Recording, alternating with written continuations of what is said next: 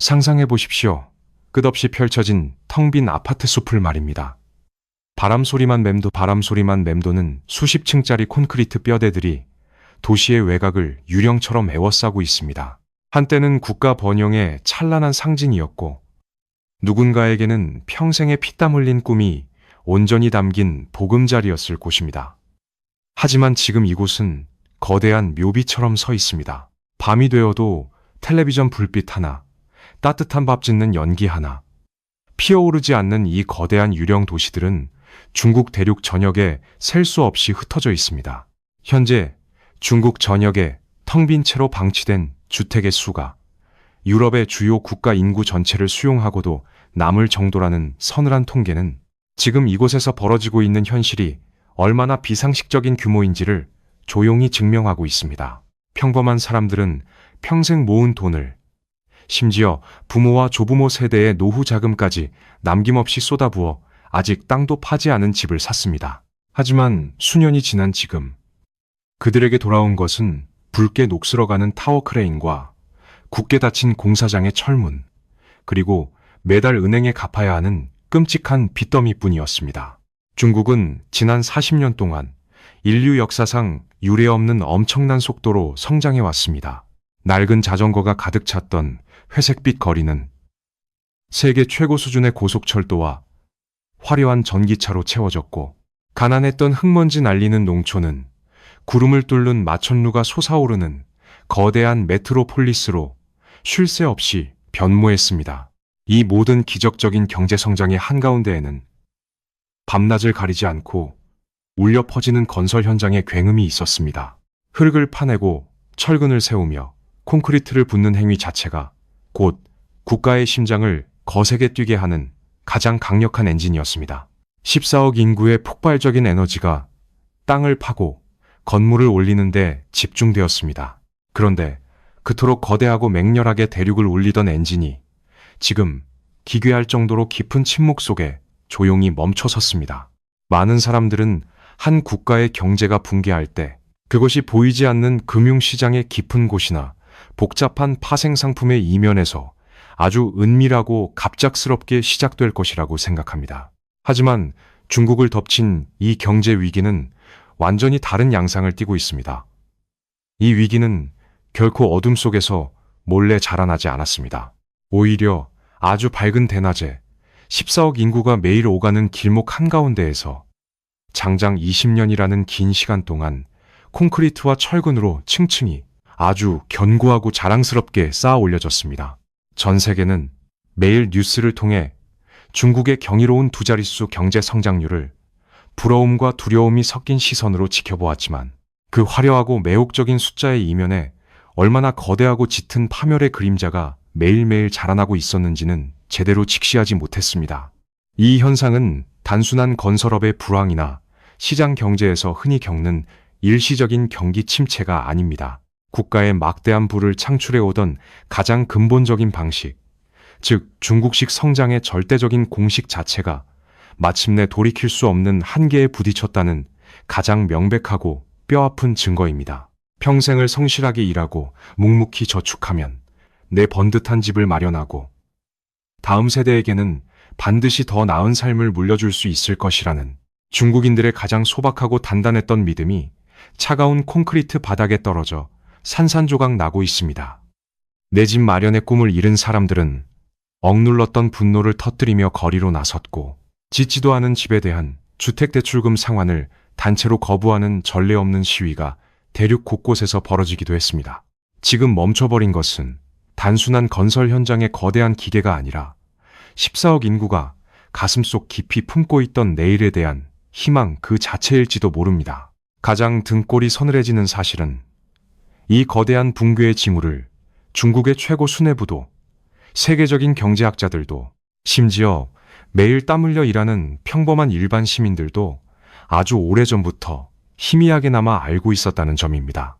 실수요가 없는 텅 빈 허공에 끝없이 지어진 아파트들이 언젠가는 거대한 무게를 이기지 못하고 무너질 수밖에 없다는 상식적인 진실을 모르는 사람은 아무도 없었습니다. 그럼에도 불구하고 이 미친 듯한 쾌속의 폭주 기관차는 멈추지 않았습니다. 아니, 시스템 구조적으로 절대 멈출 수가 없었습니다. 브레이크를 밟는 순간 지금까지 쌓아온 모든 화려한 경제적 환상이 한꺼번에 무너져 내릴 것이라는 지독한 공포가 오히려 눈을 질끈 감고 더 강하게 가속 페달을 밟게 만들었기 때문입니다. 그렇다면 여기서 우리는 겉으로 드러난 현상을 넘어 아주 근본적이고 무거운 질문 하나를 마주하게 됩니다. 도대체 누가 생명력 없는 이 차가운 콘크리트 덩어리들의 그 천문학적인 비용을 기꺼이 지불하며 거품을 키웠던 것일까요? 어쩌다 세계에서 가장 영리하고 계산이 빠르며 실용주의를 통치 이념으로 삼던 이 거대한 국가가 스스로도 빠져나올 수 없는 완벽하고 치명적인 함정을 자기 손으로 직접 설계하고 묵묵히 건설하게 된 것일까요? 기적은 어떻게 만들어지는 것일까요?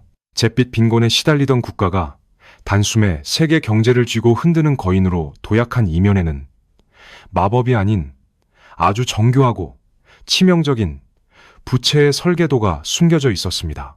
우리는 흔히 중국의 눈부신 성장을 끝없이 쏟아지는 값싼 노동력과 세계의 공장이라는 타이틀 덕분이라고 생각합니다. 하지만 지난 20년 동안 중국 경제를 폭발적으로 팽창시킨 진짜 심장은 공장의 낡은 기계가 아니라 차가운 흙과 콘크리트, 그리고 천문학적인 빚이었습니다. 이 거대한 폭탄의 뇌관은 다름 아닌 지방정부의 금고에서 조용히 불타오르기 시작했습니다. 중국의 지방 관리들에게 성공과 승진이란 곧 자신의 관할 구역에 얼마나 높고 화려한 마천루를 올리느냐, 얼마나 매끄러운 고속도로를 거침없이 뚫느냐에 달려 있었습니다. 하지만 정작 중앙정부는 그들에게 그 거대한 야망을 실현할 예산을 충분히 쥐어주지 않았습니다. 당장 눈앞에 가시적인 성과가 필요했던 지방정부는 아주 기발하고도 위험한 연금술을 찾아냅니다. 바로 국가가 소유한 척박한 땅의 사용권을 건설사들에게 엄청난 웃돈을 얹어 팔아넘기는 것이었습니다. 대형 건설사들은 은행에서 막대한 돈을 빌려 앞다투어 그 땅을 사들였고, 평범한 시민들은 평생 먹고 입을 것을 아껴 모은 돈을 털어 아직 기초공사조차 시작되지 않은 아파트를 샀습니다. 지방정부는 그 막대한 토지 매각 대금으로 다시 화려한 도로를 깔고 거대한 다리를 놓았습니다. 도시의 인프라가 하루가 다르게 좋아지니 땅값은 덩달아 천정부지로 솟구쳤고, 지방정부는 다음번에는 훨씬 더 비싼 값에 땅을 팔 수 있었습니다. 겉보기에는 아무도 손해보지 않는, 그야말로 완벽하게 통제되는 황금알을 낳는 거위처럼 보였습니다. 하지만 법적으로 지방정부가 마음대로 빚을 낼 수 없었기에 그들은 장부의 눈을 속일 그림자 회사를 무수히 만들어냈습니다. 이른바 융자 플랫폼이라는 이름으로 포장된 이 유령 회사들은 지방정부의 땅을 담보로 은행과 투자자들로부터 끝없이 돈을 빌렸습니다. 이 숨겨진 부채는 공식적인 국가 통계표에는 단 한 줄도 기록되지 않았습니다. 수천조 원에 달하는 끈적한 그림자 금융이 대륙의 지하를 거미줄처럼 촘촘하게 잠식해 들어갔지만 모두가 그 위험한 진실에 눈을 감았습니다. 가장 뼈아픈 역설은 이 모든 위태로운 모래성이 단 하나의 거대한 맹신 위에서 아슬아슬하게 균형을 잡고 있었다는 점입니다. 바로 집값은 결코 떨어지지 않는다는 14억 인구의 종교와도 같은 굳건한 믿음이었습니다. 주식시장도 불안정하고 마땅히 자산을 불릴 투자처도 없었던 평범한 중국의 서민들에게 부동산은 유일하게 안전한 피난처이자 신분 상승을 보장하는 확실한 사다리였습니다. 낡은 아파트가 두 채, 세 채로 늘어나는 장부를 보며 그들은 마침내 자신들도 부유해졌다고 굳게 믿었습니다. 하지만 그들이 두 손에 꽉 쥐고 있던 것은 단단한 벽돌이 아니라 언젠가 반드시 터질 수밖에 없는 시한폭탄의 서늘한 청구서였습니다. 어느새 부동산과 그에 파생된 산업들은 중국 전체 경제의 30% 가까이를 집어삼키는 거대한 괴물이 되어버렸습니다. 국가 경제의 척추 자체가 거대한 빚으로 지어진 셈입니다. 이것은 국가라는 거대한 권력이 뒤에서 묵인하고 암묵적으로 보증하며 굴러가는 인류 역사상 가장 거대한 규모의 다단계, 금융과 본질적으로 전혀 다르지 않았습니다. 밑바닥에 누군가가 계속해서 더 비싼 이자를 감당하며 빚을 내어 집을 사주지 않으면 이 화려한 경제 기적의 바벨탑은 그 즉시 붕괴할 수밖에 없는 비극적인 숙명을 안고 있었습니다. 시장의 참여자 모두가 저 깊은 곳에서 폭탄의 초침이 돌아가는 소리를 두려워하면서도 내 차례에 터지지는 않을 것이라는 달콤한 기만 속에서 폭탄 돌리기를 멈추지 않았습니다. 그러나 끝없이 빚으로 빚을 돌려막으며 시속 수백 킬로미터로 맹렬하게 질주하는 낡은 기관차는 결코 스스로 안전하게 멈춰 설 수 없습니다. 관성을 이기지 못하고 벼랑 끝으로 추락하기 직전 누군가는 반드시 이 파멸의 질주를 막기 위해 스스로 피를 묻히고 끔찍한 마찰음을 내며 비상 브레이크를 당겨야만 했습니다. 그리고 마침내 그 무자비하고도 치명적인 결단을 내릴 단 한 사람, 국가의 절대 권력을 양손에 쥔 자가 차가운 표정으로 무대 중앙에 등장하게 됩니다. 위태로운 모래성 위에서 끝없는 잔치가 벌어지던 2020년의 늦은 여름, 베이징의 심장부 중난하이에서 아주 차갑고 단호한 중국의 최고 지도자 시진핑 주석은 끝없이 부풀어 오르는 거대한 부동산 거품을 바라보며 이대로 가다가는 공산당의 통제력을 영원히 잃어버릴지도 모른다는 깊은 위기감을 느꼈습니다. 자본이 국가의 권력을 압도하는 순간 체제가 붕괴한다는 것은 역사가 증명한 잔혹한 진리였습니다. 그는 경제 성장률이 꺾이는 뼈아픈 대가를 치르더라도 국가의 기강을 다시 세우고 거만한 자본을 당의 발 아래에 꿀리기로 결심합니다. 이것이 바로 전 세계를 경악하게 만든 이른바 세계의 붉은 선이라는 가혹한 규제의 시작이었습니다. 이 규제는 건설사들이 은행에서 돈을 빌릴 수 있는 한계를 세 가지의 엄격한 재무지표로 묶어버린 말 그대로 숨통을 조이는 강철 목줄이었습니다. 어제까지 막대한 빚을 내어 땅을 사고 아파트를 짓던 건설사들은 하루아침에 자금줄이 완전히 끊겨버렸습니다. 이것은 단순한 정책의 실수가 아니었습니다. 거품이 스스로 터져 통제 불능의 끔찍한 상태가 되기 전에 국가가 직접 날카로운 바늘을 쥐고 거품을 터뜨려버리겠다는 아주 의도적이고 계획적인 수술이었습니다.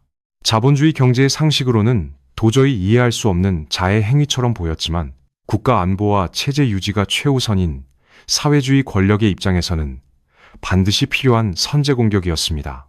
이러한 맹렬한 통제는 단지 부동산 시장에만 머물지 않았습니다. 억만장자 창업자들이 이끌며 미국의 실리콘밸리를 위협할 만큼 거대하게 성장했던 민간 기술 기업들도 하루아침에 무자비한 철퇴를 맞았습니다. 거대한 플랫폼 기업들이 골목 상권을 침해하고 14억 인구의 방대한 데이터를 독점하며 결국 국가의 안보를 위협할 것이라는 이유였습니다. 화려한 조명 아래에서 미래를 논하던 창업자들은 공개석상에서 쥐도 새도 모르게 자취를 감추었고 혁신의 상징이던 회사들은 막대한 벌금을 내며 국가 권력 앞에 납작 엎드렸습니다. 나아가 아이들의 미래를 담보로 끝없이 팽창하던 사교육 시장 역시 하루아침에 비영리 단체로 강제 전환되며 수십조 원의 거대한 산업이 그야말로 공중으로 증발해버렸습니다. 이 모든 파괴적이고 동시다발적인 조치들의 기저에는 공동부유라는 거대한 정치적 슬로건이 단단하게 자리 잡고 있었습니다. 모두가 함께 잘 살자는 이 이상적이고 따뜻한 구호의 이면에는 소수의 자본가와 거대 기업들이 국가의 통제력을 벗어나 권력을 넘보는 것을 원천적으로 차단하겠다는 권력자의 서늘한 의지가 숨어 있었습니다.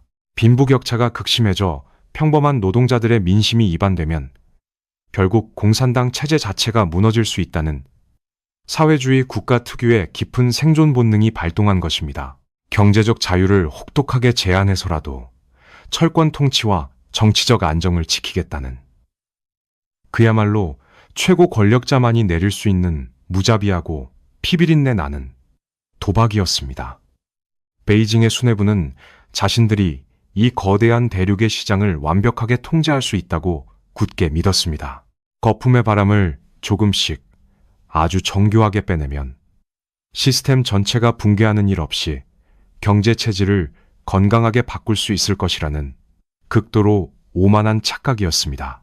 그들은 수천만 명의 관료 조직이 한치의 오차도 없이 톱니바퀴처럼 자신들의 명령대로 정확하게 움직여줄 것이라 확신했습니다. 하지만 최고 권력의 명령이 언제나 현실의 물리 법칙을 이길 수는 없습니다. 그들은 아주 완벽하게 계산된 국가의 통제 모델 속에서 단 하나의 치명적인 실수를 저질렀습니다. 시장을 구성하고 경제를 움직이는 가장 핵심적이고 예측 불가능한 변수를 철저하게 과소평가하고 만 것입니다. 베이징은 거품을 찔러 바람을 빼려 했지만 그들이 찌른 것은 풍선이 아니라 14억 인구를 지탱하던 거대한 믿음의 둑이었습니다. 베이징이 당긴 차가운 비상 브레이크는 곧바로 대륙 전역에 끔찍한 파열음을 일으켰습니다. 그 첫 번째 희생양은 중국 부동산 신화의 거대한 상징이자 세계에서 가장 빚이 많은 건설사였던 헝다그룹이었습니다. 무려 300조 원이 넘는 천문학적인 부채를 짊어지고 위태롭게 돌아가던 헝다의 자금줄이 단숨에 끊어지자 대륙 곳곳의 산지에 있던 수백 개의 거대한 건설 현장이 마치 마법에 걸려 시간이 멈춘 것처럼 일제히 얼어붙었습니다. 하늘을 찌를 듯 솟아있던 수천 대의 타워 크레인들은 흉물스러운 강철 뼈대를 드러낸 채 작동을 멈추었고 시멘트를 쏟아붓던 화물차들은 녹슬어가기 시작했습니다. 뒤이어 업계 최고 우량 기업으로 꼽히며 중국 전역에 수천 개의 아파트를 짓고 있던 비구 이위안마저 디폴트, 즉 채무 불이행의 빚으로 허무하게 빨려 들어갔습니다. 중국인들에게 이 두 기업은 단순한 회사가 아니라 국가 경제의 절대적인 신뢰를 상징하는 거대한 산맥과도 같았습니다. 결코 무너지지 않을 것이라 믿었던 그 거인들이 힘없이 쓰러지자 시장은 극도의 공포에 휩싸였습니다. 이는 단순한 기업 몇 곳의 파산이 아니었습니다.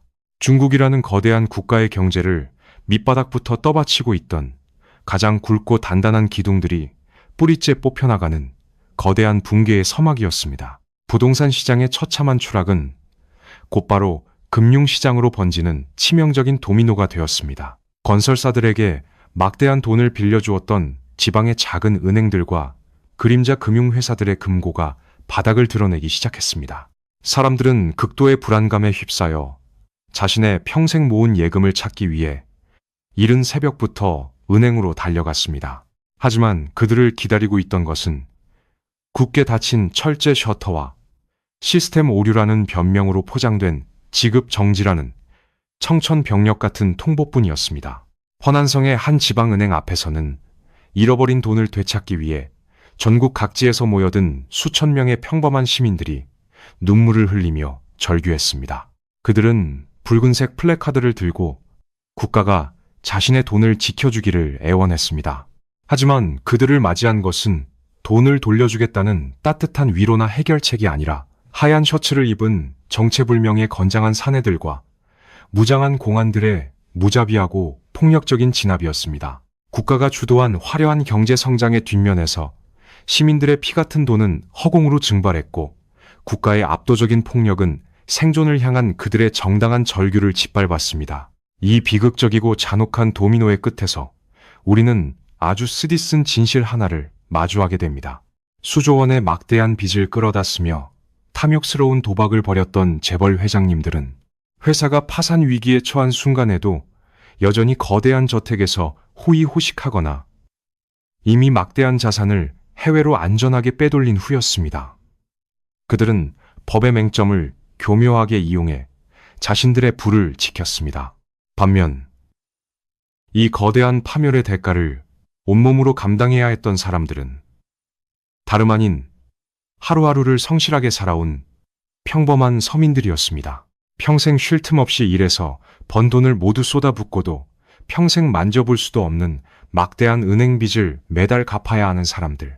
결혼을 미루고 아이의 분유값을 아껴가며 샀던 아파트가 영원히 완공되지 않을 것이라는 절망에 빠져 통곡하는 청년들입니다. 이 잔인한 시스템 안에서 거인들이 쓰러질 때 그 거대한 콘크리트 잔해에 깔려 피를 흘리는 것은 언제나 이 사회의 밑바닥을 묵묵히 지탱하던 수백만 명의 이름 없는 시민들이었습니다.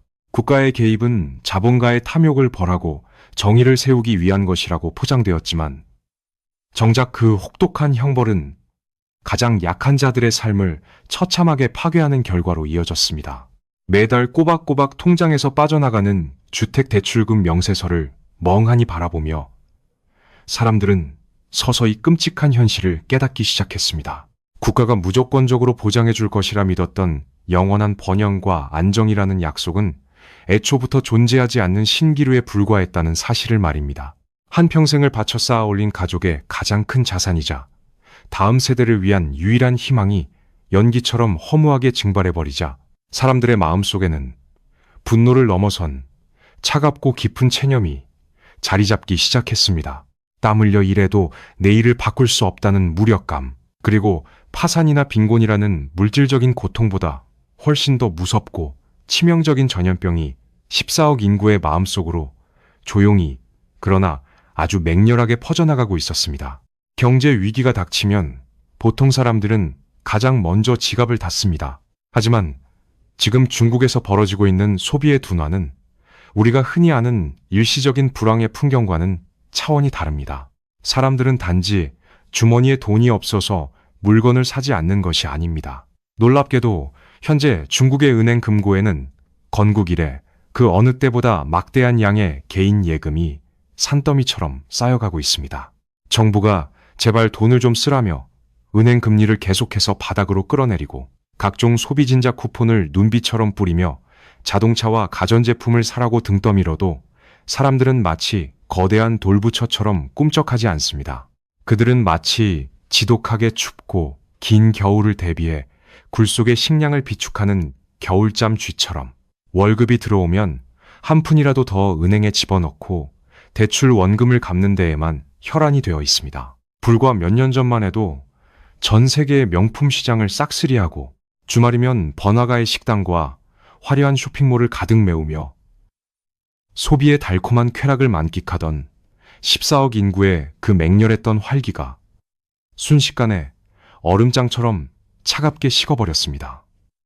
이것은 단순한 절약 정신의 발로가 아닙니다. 내일은 오늘보다 반드시 더 나을 것이라는 지난 30년 넘게 중국 사회를 미친 듯이 굴러가게 만들었던 가장 강력하고 근본적인 엔진인 낙관주의가 사람들의 마음속에서 완전히 붕괴해버린 것입니다.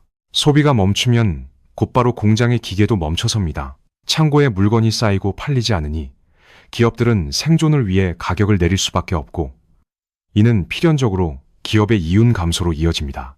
이윤이 줄어든 기업은 새로운 공장을 짓거나 기계를 사는 투자를 포기하고 결국 직원들의 월급을 깎거나 대규모 해고라는 칼을 빼들게 됩니다. 내 월급이 깎이고 언제 일자리를 잃을지 모른다는 벼랑 끝에 위기에 처한 사람들은 극도의 불안감에 휩싸여 더욱더 지갑을 굳게 닫아버립니다. 물가가 지속적으로 하락하며 경제 전체의 활력을 빨아먹는 이 치명적인 악순환, 즉 디플레이션이라는 무서운 유령이 마침내 거대한 중국 대륙의 상공을 무겁게 짓누르기 시작한 것입니다. 한때 세계의 공장이자 14억의 거대한 블랙홀처럼 전 세계의 자원과 물건을 빨아들이며 폭발적인 인플레이션을 일으키던 진원지가 이제는 전 세계에서 가장 거대하고 서늘한 디플레이션의 진앙지로 그 낯선 모습을 바꾸어 버렸습니다. 중국의 평범한 시민들은 평생의 피땀이 담긴 집값이 반토막 나는 것을 두 눈으로 똑똑히 목격했습니다. 어제까지 천문학적인 돈을 벌며 영원할 것 같았던 거대 기술 기업들이 하루아침에 국가의 철퇴를 맞고 무너지는 것을 보았습니다.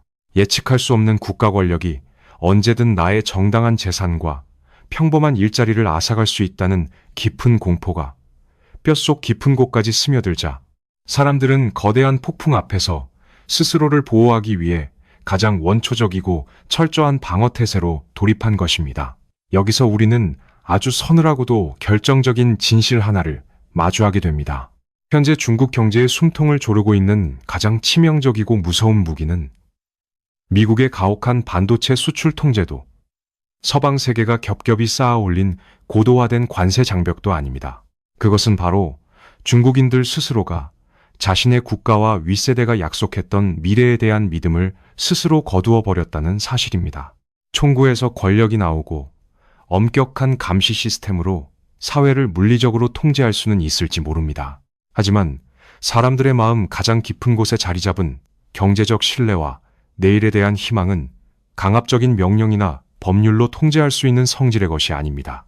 무장한 공안의 곤봉으로 거리에 시위대는 해산시킬 수 있어도 공포에 질려 굳게 닫힌 사람들의 지갑을 강제로 열게 할 수는 없는 노릇입니다. 경제를 살리려는 정부의 온갖 부양책과 장밋빛 선전은 마치 밑빠진 독에 물을 붓는 것처럼 허무하게 사람들의 거대한 불신 속으로 빨려 들어가 아무런 흔적도 남기지 못하고 있습니다. 국가라는 거대한 배가 목적지를 잃고 캄캄한 폭풍우 속에서 표류하고 있다는 이 묵직한 불안감은 그 어떤 전염병보다 훨씬 더 빠른 속도로 14억 인구의 핏줄을 타고 번져나갔습니다. 부모 세대는 평생 뼈 빠지게 일해 모은 붉은 벽돌의 재산이 신기루처럼 사라지는 것을 보며 허탈한 한숨을 내쉬고 있습니다. 그렇다면 이 기적적인 경제 성장의 달콤한 과실을 온전히 누리며 태어났던 세대, 중국 역사상 가장 풍요로운 환경에서 가장 높은 수준의 교육을 받았으며 앞으로 이 거대한 제국의 무거운 짐을 짊어지고 나가야 할 청년들은 지금 이 숨막히는 현실을 어떻게 견뎌내고 있을까요? 그들의 깊은 침묵은 단순한 개인의 좌절과 절망을 넘어 기성세대와 국가 시스템 전체를 향한 아주 기괴하고도 서늘한 형태의 반격으로 이어지고 있었습니다. 그리고 이 반격은 권력자들을 가장 두렵게 만들고 있습니다. 역사상 가장 풍요로운 시대에 태어나 가장 높은 수준의 교육을 받고 자란 중국의 20, 30대 청년들은 부모 세대가 누렸던 눈부신 경제 성장의 마법이 자신들의 삶에서도 영원히 계속될 것이라 굳게 믿었습니다. 그들은 치열한 입시 지옥을 견뎌내고 명문대 졸업장이라는 빛나는 훈장을 가슴에 달면 번듯한 직장과 화려한 도시의 아파트가 당연히 자신들을 기다리고 있을 것이라 의심치 않았습니다. 하지만 막상 그들이 힘겹게 교문을 나서서 마주한 현실은 끔찍할 정도로 차갑고 잔인했습니다. 양질의 일자리는 신기루처럼 증발했고 월급을 한 푼도 쓰지 않고 평생을 숨만 쉬며 모아도 베이징이나 상하이의 화장실 한 칸조차 살 수 없는 기형적인 집값이 그들의 숨통을 짓눌렀습니다. 한때 20%를 훌쩍 넘기며 사상 최고치를 경신하던 청년 실업률 수치에 당황한 중국 정부는 문제의 근본적인 원인을 해결하여 청년들을 구제하는 대신 아예 공식적인 통계 발표를 돌연 중단해버리는 기만적이고 촌극 같은 대응을 보였습니다. 국가가 자랑하던 빛나는 통계표에서 청년들의 절망은 하루아침에 깔끔하게 지워졌지만 현실 속 거리에는 배달 앱을 켜고 위태롭게 오토바이를 몰며 식은 음식을 나르는 석사학위와 박사학위 소지자들이 넘쳐나고 있습니다. 이 숨막히는 절망의 벽 앞에서 중국의 청년들은 아주 기괴하고도 서늘한 방식의 생존 전략을 선택했습니다. 바로 탕핑, 즉 바닥에 평평하게 드러누워 아무것도 하지 않는다는 뜻의 단어와 바이란, 어차피 망가진 것 그냥 썩도록 내버려 둔다는 자조 섞인 유행어가 대륙의 인터넷과 일상 대화를 뜨겁게 달구기 시작한 것입니다. 그들은 무리해서 빚을 내어 집을 사는 것을 포기했고 결혼을 하고 아이를 낳는 것을 포기했으며 더 높은 연봉과 승진을 위해 밤낮 없이 야근하며 상사에게 충성하고 뼈 빠지게 일하는 것마저 모조리 포기해버렸습니다. 그저 하루 벌어 하루 먹을 수 있는 최소한의 아르바이트만 유지하며 부모의 집 빈방에 무기력하게 누워 하루 종일 휴대폰 화면만 바라보는 길을 택했습니다. 기성세대와 국가 관료들은 매체를 총동원하여 이들을 향해 고생을 모르는 나약하고 이기적인 세대라며 거센 비난의 화살을 쏟아부었습니다. 하지만 이것을 단순히 요즘 젊은이들의 배부른 투정이나 개인적인 나약함으로 치부한다면 그것은 현재 중국 사회가 앓고 있는 가장 깊고 치명적인 병우를 완전히 오판하는 것입니다. 이 청년들의 조용한 누움은 결코 단순한 나태함이 아닙니다. 광장으로 모여 목소리를 높이거나 거리에 피켓을 드는 집단적인 시위가 원천적으로 불가능한 세계에서 가장 강력하고 촘촘한 안면 인식 카메라와 감시 통제 시스템 속에서 청년들이 선택할 수 있는 유일하고도 가장 날카로운 정치적 저항입니다. 그들은 마침내 깨달은 것입니다. 아무리 쳇바퀴를 맹렬하게 굴려보았자 자신들은 결코 상층부라는 목적지에 도달할 수 없으며 그저 거대한 기득권 체제의 배를 불리고 국가라는 무자비한 기계를 굴리기 위한 값싼 일회용 배터리로 쓰이고 버려질 뿐이라는 뼈아픈 진실을 말입니다. 그래서 그들은 툇바퀴 위에서 스스로 내려와 배터리의 전원을 꺼버리는 방식을 택했습니다. 거대한 국가 시스템이 더 이상 자신들에게 공정한 기회와 희망찬 미래를 제공하지 못하고 착취만을 강요한다면 자신들 역시 이 억압적인 체제를 끝없이 유지하는데 필수적인 노동력과 소비력, 그리고 다음 세대를 이어갈 인구를 절대 제공하지 않겠다는 무언의 보이콧이자 처절하고 슬픈 파업인 셈입니다. 젊은 세대의 심장이 펄떡이며 뛰지 않고 뜨거운 피가 돌지 않는 국가는 결코 내일의 번영을 도모할 수 없습니다. 14억 마리 용의 후예라 불리며 미국의 패권을 넘어 세계를 호령할 준비를 하던 국가의 가장 강력한 성장 엔진이 다름 아닌 자신의 자식들에 의해 조용히 그러나 아주 치명적이고 영구적으로 꺼져가고 있습니다. 밖으로 터져나오지 못하고 마음속 깊은 곳으로만 그쳐 들어가는 이 지독한 무력감과 냉소주의는 그 어떤 경제 제재나 외부의 군사적 위협보다 훨씬 더 깊숙이 중국이라는 국가의 근본적인 토대를 무너뜨리고 있습니다. 하지만 진정한 비극의 장은 아직 열리지 않았습니다.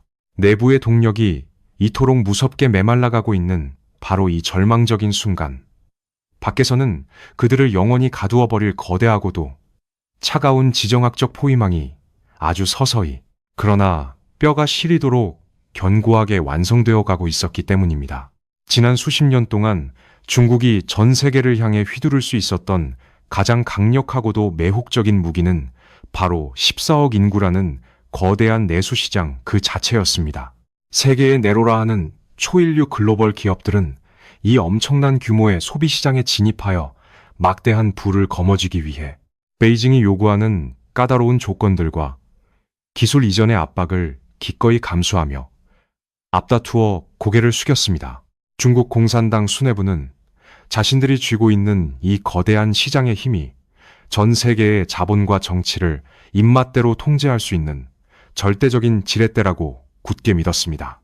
서방 세계가 인권 문제를 비판하거나 대만 문제를 거론할 때마다 중국은 시장의 문을 걸어 잠그겠다는 서늘한 협박 하나로 모든 불만과 비판의 목소리를 아주 쉽고 오만하게 잠재워 왔습니다. 하지만 끝없이 영원할 것만 같았던 이 거만한 권력의 지렛대는 미국을 위시한 서방 진영이 마침내 깊은 잠에서 깨어나면서 아주 치명적인 파열음을 내기 시작했습니다. 전 세계는 코로나19라는 전대미문의 전염병 사태를 겪으며 마스크 한 장부터 최첨단 전자기기의 부품까지 모든 것을 오직 한 국가의 공장에만 절대적으로 의존하는 것이 얼마나 끔찍하고 아찔한 안보적 자살 행위인지를 뼈저리게 깨달았습니다. 여기에 더해 권위주의 체제의 노골적인 팽창 야욕을 더 이상 좌시할 수 없다고 판단한 워싱턴의 수뇌부는 마침내 중국을 향해 아주 정교하고도 무자비한 경제적 포위망을 좁혀오기 시작했습니다. 이른바 위험을 분산시킨다는 명분 아래 시작된 이 거대한 지정학적 단절의 물결은 단순히 중국산 물건에 관세를 조금 더 매기는 수준의 가벼운 견제가 아니었습니다. 그것은 21세기 산업의 쌀이자 미래 패권의 핵심인 최첨단 반도체 칩과 그 제조 장비가 중국 대륙으로 흘러들어가는 것을 원천적으로 차단해버리는, 말 그대로 중국 경제의 미래를 향한 산소 공급줄을 끊어버리는 막히는 목조르기였습니다. 미국의 단호한 제재와 지정학적 긴장의 고조는 곧바로 글로벌 자본의 거대한 대이동을 촉발했습니다. 지난 수십 년 동안 맹렬하게 중국 대륙으로 밀려들어오며 눈부신 기적을 합작했던 외국인 직접 투자의 거대한 자금줄이 마치 썰물처럼 무서운 속도로 빠져나가기 시작한 것입니다.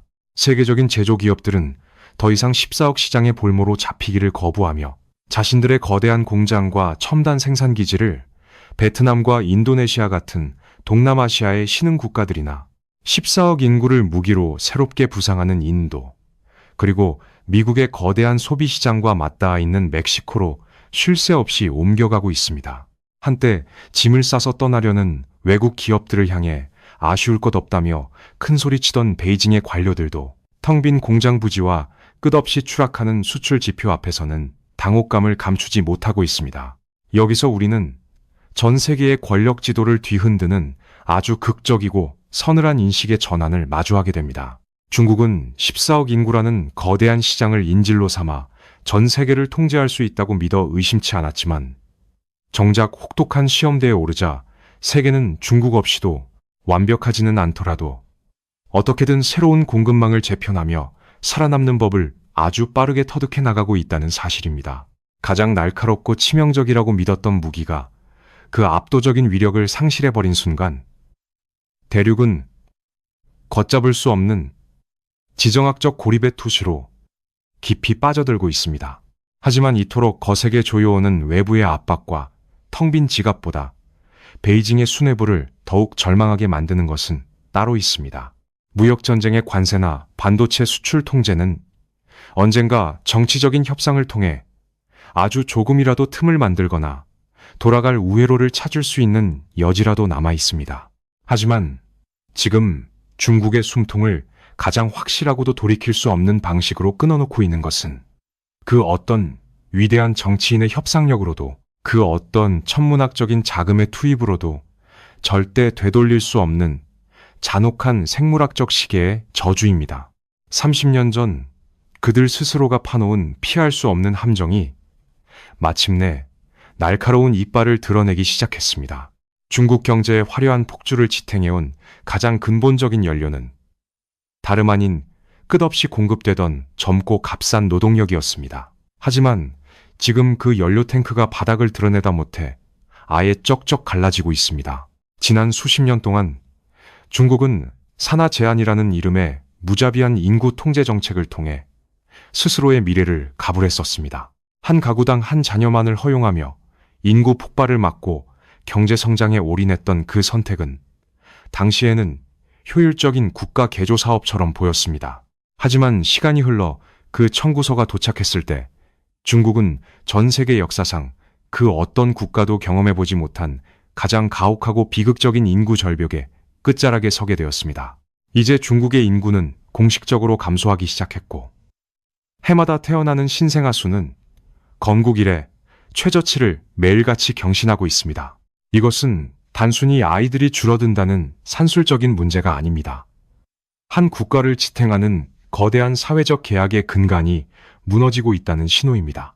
과거의 중국은 저임금 노동자들이 공장을 돌리고 세금을 내어 국가를 부유하게 만들었습니다. 하지만 이제 그 노동자들은 늙어버렸고 그들의 노후를 책임져야 할 청년들의 수는 턱없이 부족합니다.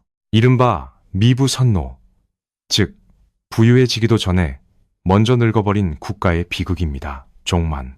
일본이 겪었던 잃어버린 30년의 고통을 중국이 그대로 답습할 것이라는 전망이 지배적이지만 중국의 상황은 일본보다 훨씬 더 절망적입니다. 일본은 세계 최고의 부를 축적한 상태에서 고령화에 진입했지만 중국은 여전히 중진국의 함정에 빠진 채로 전 세계에서 가장 빠른 속도로 늙어가고 있기 때문입니다. 텅 빈 초등학교와 유치원들이 양로원으로 개조되는 풍경은 이제 중국의 중소도시에서 흔히 볼 수 있는 일상이 되었습니다. 국가가 뒤늦게 새 자녀 정책을 장려하고 각종 출산 장려금을 내걸며 애걸복걸하고 있지만 이미 삶의 무게에 짓눌려 탕핑을 선택한 청년들에게 아이를 낳으라는 권유는 공허한 메아리에 불과합니다. 아이 한 명을 키우는 데 드는 천문학적인 교육비와 주거비, 그리고 불안정한 미래를 목도한 세대에게 출산은 이제 축복이 아니라 자신의 남은 생존마저 포기해야 하는 가혹한 도박이 되어버렸습니다. 인구구조라는 이 거대한 지각 변동은 정부가 돈을 찍어내거나 관료들이 강압적인 명령을 내린다고 해서 바꿀 수 있는 성질의 것이 아닙니다. 그것은 수십 년에 걸쳐 서서히 진행되어 온, 그리고 앞으로 수백 년간 중국의 발목을 잡을 거대한 생물학적 형벌입니다. 더욱 서늘한 사실은 이 인구 위기가 경제 위기와 결합하여 시너지를 내고 있다는 점입니다. 노동력이 부족해지면 임금은 오르고 기업의 경쟁력은 떨어집니다. 소비를 주도해야 할 젊은 층이 사라지니 내수시장은 활력을 잃고 국가 예산의 상당 부분은 생산적인 투자 대신 노인들의 연금과 의료비를 메우는데 급급하게 투입됩니다. 활기를 잃은 거대한 대륙은 이제 점차 거대한 요양원처럼 변해가고 있습니다.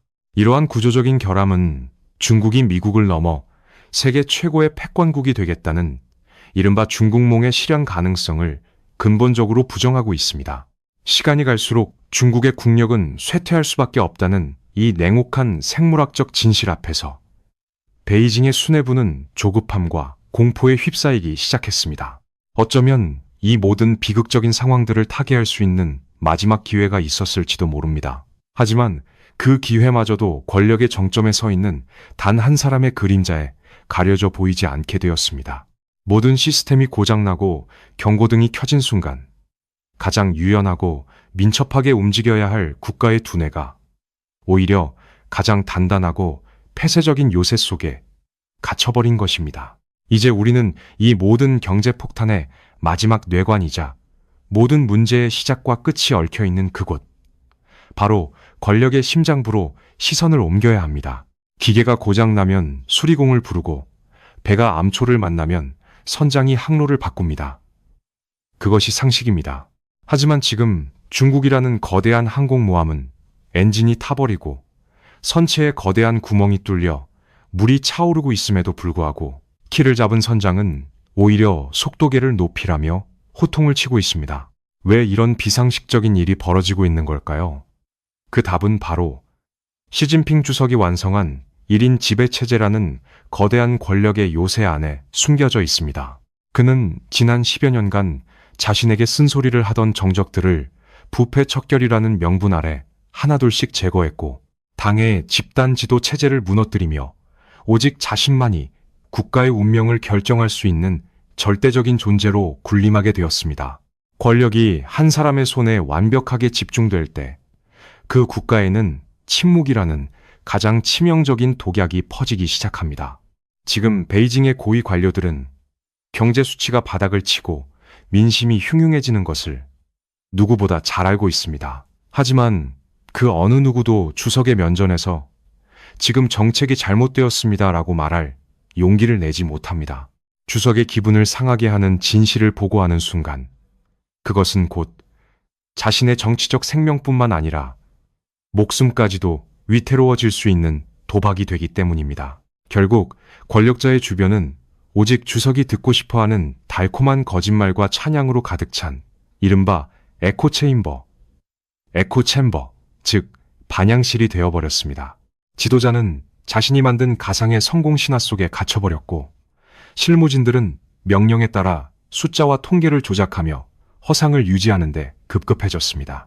이러한 권력의 경직성은 지방정부에 더욱 끔찍한 마비를 불러왔습니다. 과거 중국의 성장을 이끌었던 동력 중 하나는 지방 관리들의 유연하고 창의적인 행정 능력이었습니다. 하지만 이제 그들은 새로운 시도를 하거나 경제를 살리기 위해 머리를 쓰는 대신 오직 중앙의 의중만을 살피며 납작 엎드려 있습니다. 잘못된 정책이라도 위에서 내려온 명령이라면 기계적으로 수행하고 문제가 터지면 은폐하기에 바쁩니다. 아무것도 하지 않으면 최소한 처벌은 받지 않는다는 공포정치가 공직사회 전체를 거대한 무기력의 도시로 밀어넣은 것입니다.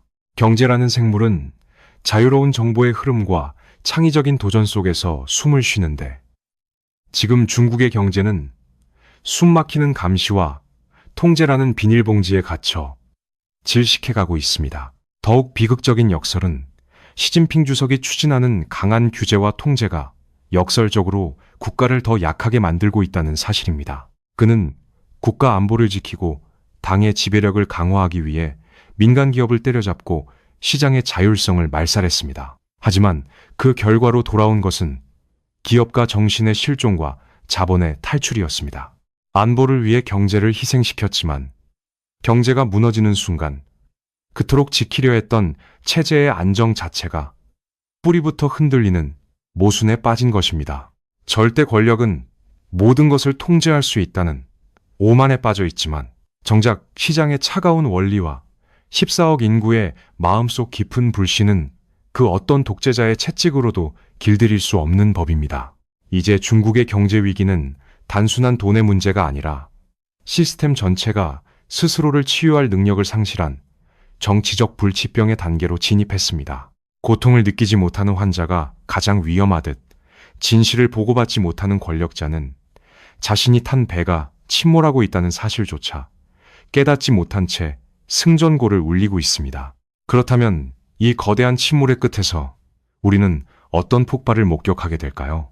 전 세계가 두려워하는 그 경제 폭탄의 진정한 정체는 우리가 상상했던 화염과 소음이 가득한 폭발과는 전혀 다른 모습일지도 모릅니다.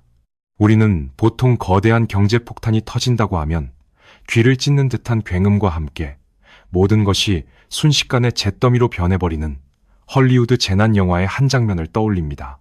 1991년 소비에트 연방의 극적인 붕괴나 2008년 리먼 브라더스 사태처럼 하루아침에 세계의 질서가 무너지고 시장이 패닉에 빠지는 비극적인 파국 말입니다. 하지만 지금 중국 대륙 한가운데에서 터지고 있는 이 거대한 경제 폭탄은 우리가 기대하는 그런 요란한 폭발음을 내지 않을 것입니다. 오히려 그것은 거대한 풍선에서 아주 미세한 구멍을 통해 바람이 빠져나갈 때 나는 길고 지루하며 서늘한 한숨소리에 가깝습니다. 중국이라는 국가는 거대한 은행들이 도산하거나 체제가 하루아침에 붕괴하도록 내버려두지 않을 만큼 압도적인 물리적 통제력을 쥐고 있기 때문입니다. 그들은 국가의 붕괴를 막기 위해 그 막대한 경제적 고통과 부채의 무게를 14억 인구의 어깨 위에 아주 잘게 쪼개어 수십 년에 걸쳐 천천히 짊어지게 할 것입니다. 전문가들은 종종 현재의 중국을 과거 일본이 겪었던 잃어버린 30년에 비유하곤 합니다. 하지만 앞서 살펴보았듯 중국이 마주한 길은 일본의 그 쇠락보다 훨씬 더 춥고 가혹합니다. 국민들이 부유해지기도 전에 국가가 먼저 늙어버렸고 시장의 자율성을 말살해버린 절대 권력의 맹렬한 통제는 시스템 스스로 상처를 치유할 수 있는 유연함마저 완전히 빼앗아 버렸습니다. 여기서 우리는 이번 이야기의 가장 무겁고 서늘한 진실, 즉 치명적인 인식의 전환과 마주하게 됩니다. 진정한 비극은 낡은 건물이 한 번에 무너져 내려 그 잔해 위에서 새로운 희망의 벽돌을 다시 쌓아 올리는 것이 아닙니다. 진짜 끔찍한 비극은 건물이 무너지지 않도록 겹겹이 철골을 덧대고 쇠사슬로 묶어둔 채 그 안에서 살아가는 사람들의 활력과 산소가 30년에 걸쳐 서서히 고갈되어 가는 것을 무기력하게 지켜봐야만 한다는 사실입니다. 그들은 체제를 보호하기 위해 세상에서 가장 견고한 통제의 철창을 만들었지만 결국 그 철창 안에서 스스로 시들어가는 끔찍한 형벌을 피할 수 없게 되었습니다. 이 거대하고 기괴한 쇠락의 풍경은 결코 바다 건너 남의 나라 이야기가 아닙니다. 바로 그 거대한 대륙과 가장 가까이 맞닿아 있으며 지난 수십 년 동안 중국의 폭발적인 성장에 올라타 수출 주도형 경제의 혜택을 톡톡히 누려왔던 우리 한국에게 이것은 뼈가 시리도록 서늘한 현실의 위협입니다. 중국의 평범한 시민들이 지갑을 닫고 디플레이션의 피해에 빠져들 때 가장 먼저 타격을 받는 것은 중국으로 향하던 우리의 수출품들과 반도체 칩, 그리고 우리 기업들의 곤두박질 치는 실적입니다. 대륙의 엔진이 차갑게 식어갈수록 서울의 주식시장과 산업공단, 그리고 우리 청년들의 일자리 역시 그 거대한 한파를 결코 피할 수 없습니다. 우리는 이제 맹렬하게 성장하던 역동적인 이웃이 아니라 빚더미에 짓눌려 서서히 늙고 병들어가는 거대하고 위험한 이웃과 함께 살아가는 법을 처음부터 다시 배워야만 하는 가혹한 시험대에 올랐습니다. 수십 년간 전 세계의 하지만 그 용은 하루아침에 땅에 부딪혀 죽기엔 너무나도 거대합니다. 비상을 멈춘, 그러나 결코 순순히 죽음을 맞이하지도 않을 이 거대하고 상처 입은 제국은 남은 생존의 시간 동안 과연 어떤 선택을 하게 될까요? 내부에 끓어오르는 청년들의 불만과 억눌린 경제적 절망을 덮기 위해 그 분노의 방향을 외부의 적을 향해 돌리며 더욱 거칠고 통제 불가능한 지정학적 도발을 감행하지는 않을까요? 하늘을 잃어버린 거대한 용이 남은 수십 년의 시간 동안 대륙의 땅바닥에서 만들어낼 그 끔찍하고도 육중한 몸부림, 그 서늘한 질문에 대한 답을 지켜보기 위해 전 세계, 그리고 무엇보다 바로 곁에 있는 우리는 어쩌면 상상조차 하지 못한 아주 무거운 대가를 치러야 할지도 모릅니다.